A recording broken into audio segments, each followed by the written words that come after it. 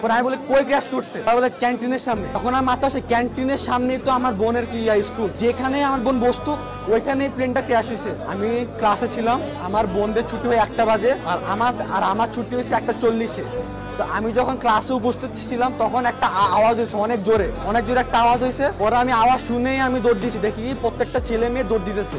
পরে আমি বলতেছি কেন দৌড় দিতেছে, বলে প্লেন ক্র্যাশ করছে। পরে আমি বলি কই ক্র্যাশ করছে, পরে বলে ক্যান্টিনের সামনে। এখন আমার মাথা আসে ক্যান্টিনের সামনে তো আমার বোনের স্কুল, ওর কি হয়েছে।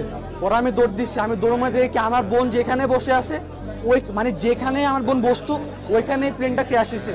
আমি পাগলের মতো খুঁজতেছি আমার বোনকে, আর বোনকে আমি পাচ্ছি না। আমি পরে আমি দেখি যে ক্যান্টিনের মধ্যে আমার বোন দাঁড়িয়ে আছে, ওর মাথা দিয়ে ব্লাড ব্লিডিং হচ্ছে, প্লাস ওর হাত পা সব খসে ফুটে গেছে।